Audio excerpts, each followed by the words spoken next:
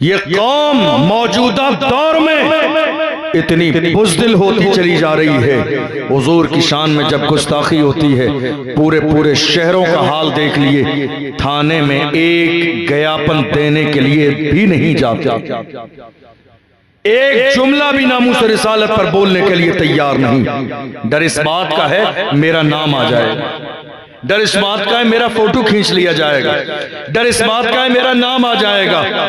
हमारे शेर मुफ्ती सलमान नजरी साहब जब जेल जा रहे थे तो उन्होंने यही कहा था, खोल कर एक बार हुजूर की बारगाह में बतौर नजराना दरूद शरीफ पढ़ी, अल्लाहुम्मा सल्ली अला सय्यदिना व मौलाना मुहम्मद मादनिल जूद वल करम व आलिहि व बारिक वसल्लम। सल्लु अलैहि सलातो व सलाम अलैका या रसूल अल्लाह सल्लल्लाहु तआला अलैहि व आलिहि। थोड़ी आवाज़ बढ़ा दीजिए माइक की। नेमतें बांटता जिस्म तो वो ज़ीशान गया, साथ ही मुंशिए रहमत का कलम दान गया। ले खबर जल्द के गैरों की तरफ ध्यान गया, मेरे आका मेरे मौला तेरे कुर्बान गया। और तुम पर मेरे आका की इनायत न सही, नजदियो कलमा पढ़ाने का भी एहसान गया। और तुम पर मेरे आका की इनायत न सही, नजदियो कलमा पढ़ाने का भी एहसान गया। आज ले उनकी पनाह आज मदद मांग उनसे, फिर न मानेंगे क़यामत में अगर मान गया। और एक वही शेर जैसे एक व्हील चेयर पर बैठने वाले ने इतना पढ़ा कि हमारे 5-5, 10-10 साल के बच्चों को याद हो गया। उसने मुस्कुरा के कहा, हुजूर की गुंबद की तरफ नजर करके, उन्हें जाना उन्हें माना, न रखा गैर से काम, लिल्लाहिल हम्द में दुनिया से मुसलमान गया। और थोड़े जमाने के बाद उन्हें को इन्हें में तब्दील कर दिया।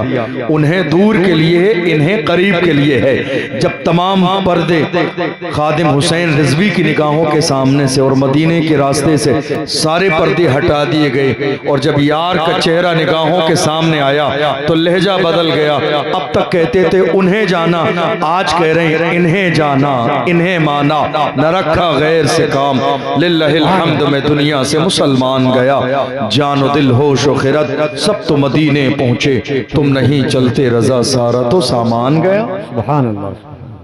आज हम और आप यहाँ जमा हैं हुजूर के नाम पर, और याद रखिएगा जिन्होंने अपना रिश्ता हुजूर से जोड़ लिया वो दुनिया में भी कामयाब रहेंगे, कब्र में कामयाब रहेंगे, हश्र में भी कामयाब रहेंगे। और क्या कहेंगे, हश्र में होगा हमारा दाखिला इस शान से, या रसूल अल्लाह का नारा लगाते जाएंगे। मैं वो सुन्नी हूँ जमीले कादरी, मरने के बाद मेरा लाशा भी कहेगा अस्सलातु वस्सलाम मोहम्मद रसूलुल्लाह के गुलाम। जब कब्र में जाते हैं तो अंदाज क्या होता है, जमी मैली नहीं होती, जमन मैला नहीं होता, मोहम्मद के गुलामों का कफन मैला नहीं होता। हुजूर के नाम पर आए हैं तो पूरी जिंदा दिली के साथ दोनों हाथों को उठा के कहिए, या रसूल अल्लाह, या हबीब अल्लाह, सरकार की आमद, सरदार की आमद, महबूब की आमद, दिलबर की आमद, रहबर की आमद है। कौल मोहम्मद कौल खुदा, बदलेगा जमाना लाख मगर कुरान न बदला जाएगा। हमारी कोशिश ये होनी चाहिए हम मिंबर रसूल पर यहाँ मौजूद हों, यहाँ तारीफ दुनियादार की नहीं, तारीफ हो तो मदीने के ताजदार की तारीफ। इमाम अहले सुन्नत सैयदी सरकार आला हजरत, हम सुन्नियों की जान, आशिकों की पहचान, साहिब कंजुल ईमान, फिर कहिए इमाम अहमद रजान, इमाम अहमद रजा खान। जब उनकी बारगाह में एक शख्स आया, कहा नानपारा के नवाब की तारीफ कर दीजिए, तो इमाम अहले सुन्नत जलाल में आ गए, और जलाल में आने के बाद फरमाया, नादान, अहमद रजा दुनियादार की नहीं तारीफ करेगा तो मदीने के ताजदार की तारीफ करेगा। अहमद मुख्तार की तारीफ करेगा। और जब तारीफ करने पे आए हैं तो पुकार के कहते हैं वो कमाल हुस्न हुजूर है कि गुमान नक्श जहां नहीं, यही फूल खार से दूर है, यही शम्मा है कि धुआं नहीं। फुसहा अरब के बड़े बड़े तेरे आगे यूं है दबे लचे, कोई जाने मुंह में ज़बान नहीं, नहीं बल्कि जिस्म में जान नहीं।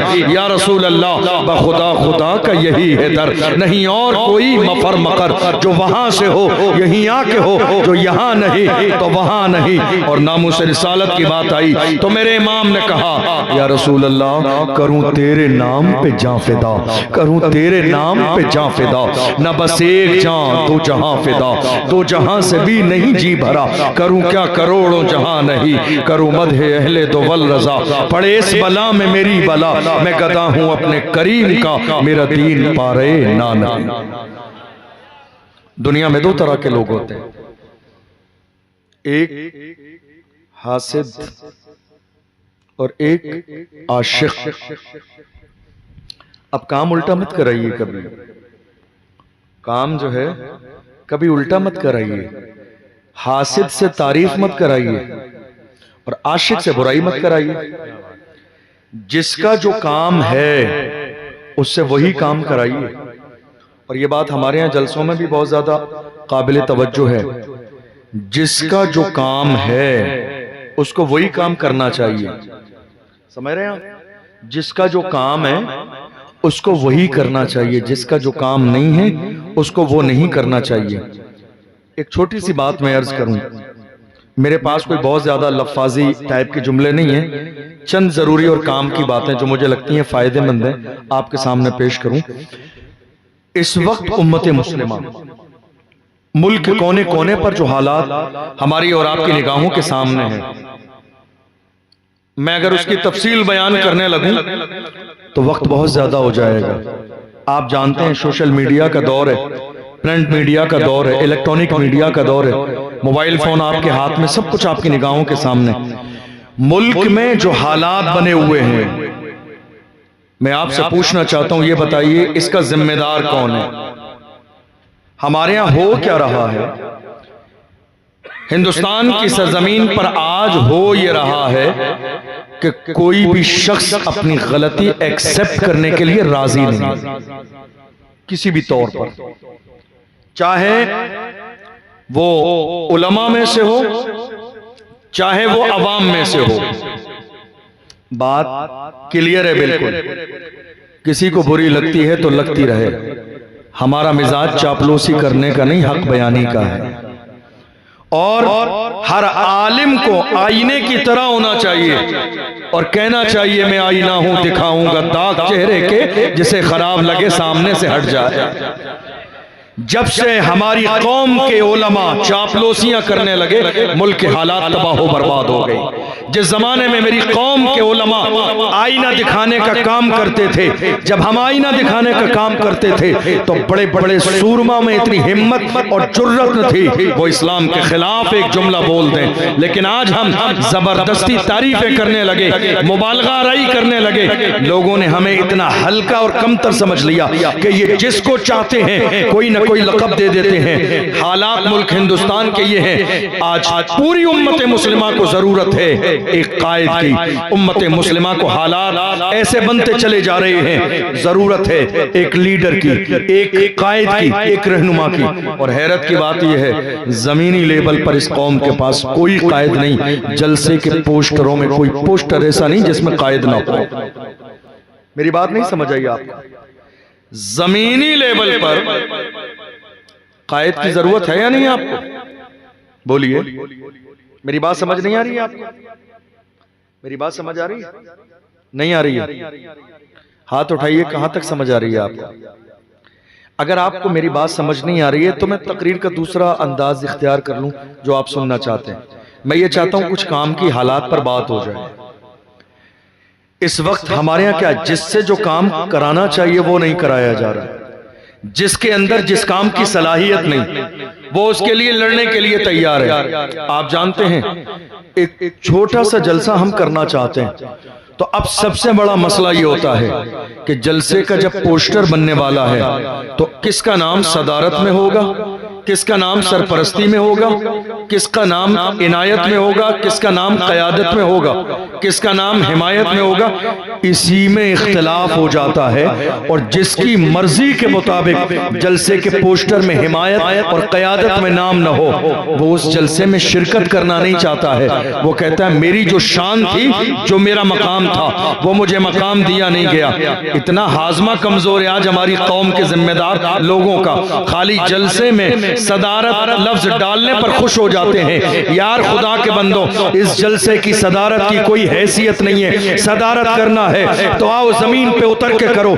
जब मेरी कौम के नौजवानों के साथ मुल्क के कोने कोने पर मॉब लिंचिंग की जाती है और पूरी उम्मत मुस्लिमा को तलाश होती है, आ जाए कोई सलाहुद्दीन अय्यूबी का नायब बनकर, आ जाए कोई मोहम्मद बिन कासिम का नायब बनकर, आ जाए कोई हजरत टीपू सुल्तान का नायब बनकर, आ जाए कोई अल्लाहु अकबर उमर बिन अब्दुल अजीज का नायब बनकर, आ जाए कोई अर्तुगरुल गाजी का नायब बनकर, आ जाए कोई उस्मान गाजी का नायब बनकर, आ जाए कोई खादिम हुसैन रिजवी का नायब बनकर, कौम पर बात करने के लिए अफसोसनाक सूरत हाल ये है, तब कोई मुल्क और मिल्लत के हवाले से बात करने वाला नहीं होता है। मैं कहता हूँ यार खुदा के बंदो, दुनिया के इन लफ्जों के चक्कर में हारगिज़ मत पड़ो। याद रखो, जो बंदे कौम के लिए खड़े हो जाते हैं, मेरे नबी ने इरशाद फरमाया, मन तवादा लिल्लाहि रफ़अहुल्लाह, जो अल्लाह के लिए झुक जाता है अल्लाह उसे दर्जों बुलंदी अता फरमाता है।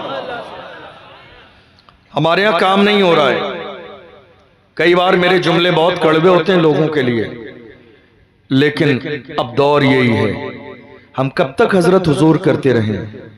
जमीन पे कब उतरेंगे आप? जमीन पर काम कब होगा हमारे यहाँ? जलसे के सिर्फ स्टेज पर काम करते रहेंगे?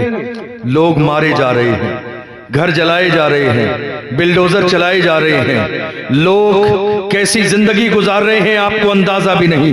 हम खाली नारे लगाते रहेंगे, हुजूर का दामन नहीं छोड़ेंगे। हम खाली नारे लगाते रहेंगे, गौस का दामन नहीं छोड़ेंगे।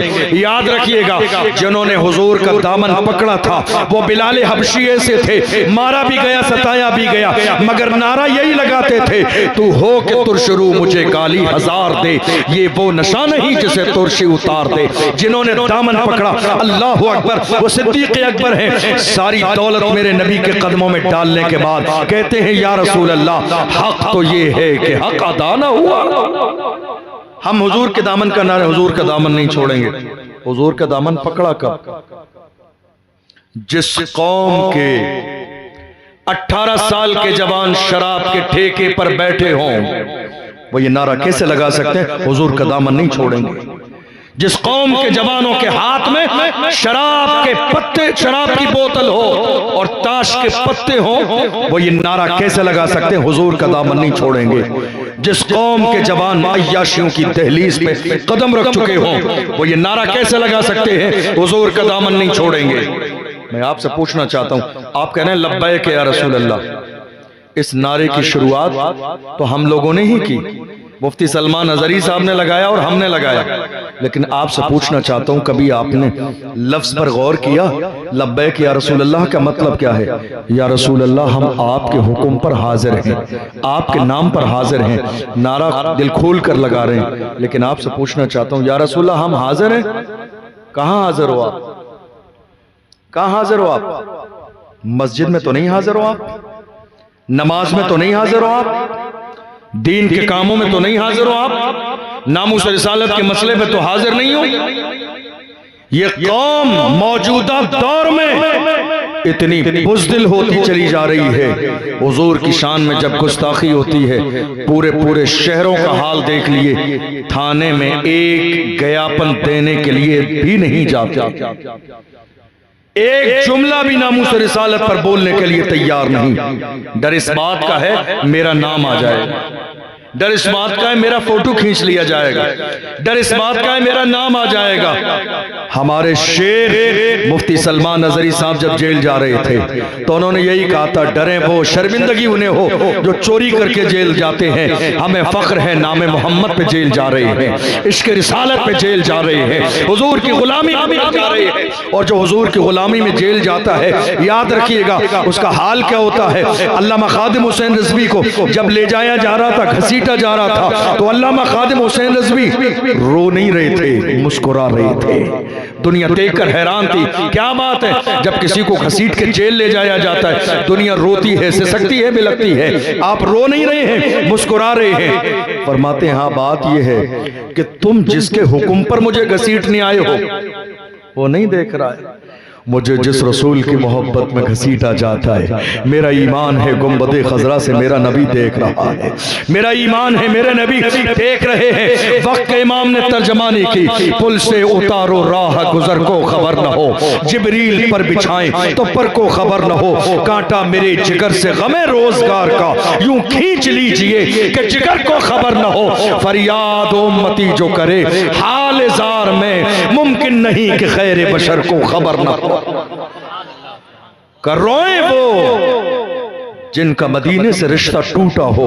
अल्हम्दुलिल्लाह मैं हुसैन का खादिम हूँ, मेरा रिश्ता मदीने से टूटा नहीं है, हुजूर की मोहब्बत में मुझे घसीटा जा रहा है। आज हमारा जिस्म सलामत है, हमारे पैर सलामत हैं, हमारी जिंदगी सलामत है, उसके बावजूद हालात ये हैं नाम मोहम्मद पे हमारी कौम के लोग बोलना नहीं चाहते हैं। और तो और कितने उलमा ऐसे हैं और कितने हमारी कौम के बुजुर्ग ऐसे हैं, जब नामूस रिसालत की बात आती है और हमारे नौजवान इकट्ठे होकर उनके पास जाते हैं कि नामूस रिसालत पे हमें खड़े होना है, कुछ करना है, आप हमारी सरपरस्ती कीजिए, तो हमारे नौजवानों को बाज़ाब्ता भगा दिया जाता है, सरपरस्ती नहीं की जाती, उनकी कांधे पे हाथ नहीं रखा जाता, उनका सपोर्ट नहीं किया जाता, लोग डरा देते हैं हालात अच्छे नहीं हैं, हालात अच्छे नहीं हैं। मैं आपसे पूछना चाहता हूं 1400 साल का जमाना गुजर गया, हालात हमारे लिए अच्छे थे कब? हमारे लिए हालात कब अच्छे थे? मगर हमारा हाल ये था जब 313 थे तो लरसता था जमाना। बद्र की सरजमीन पर देखा नहीं आपने, दो छोटे छोटे बच्चे आए, हजरत अब्दुर्रहमान बिन औफ से कहा ये बताइए इस्लाम का सबसे बड़ा दुश्मन अबू जहल कहाँ है? उन्होंने कहा क्या करोगे? तो उन बच्चों ने कहा कसम खाई है मर जाएंगे या मारेंगे नारी को, सुना है गालियां देता है वो महबूब बारी को। हमारा रिश्ता ये नहीं है कि उसने हमारी जमीन दबाई है, हमारी दुश्मनी ये है कि हुजूर की शान में गुस्ताखी करता है। दुनिया में जिंदा वही रहेगा जो मुस्तफा का वफादार रहेगा, दुनिया में जीने का हक सिर्फ उसे होगा जो हुजूर की इज्जत करेगा। और डॉक्टर इकबाल ने तो अपने अंदाज में कहा, ऐ दुनिया वालों पुकार के कहो कि मोहम्मद से वफा तूने तो हम तेरे हैं, ये जहां चीज है क्या लौह कलम तेरे हैं, कुव्वते इश्क से हर पस्त को बाला कर दे, दहर में इसमें मोहम्मद से उजाला कर दे। मोहम्मद की मोहब्बत दीन हक की शर्त अव्वल है, इसी में हो अगर खामी तो सब कुछ नामुकम्मल। हुजूर के नाम पर मरना और मिटना यही जिंदगी है। हमारे यहाँ सरपरस्ती नहीं हो रही है, हमसे कहा जा रहा नहीं साहब हालात अच्छे नहीं है।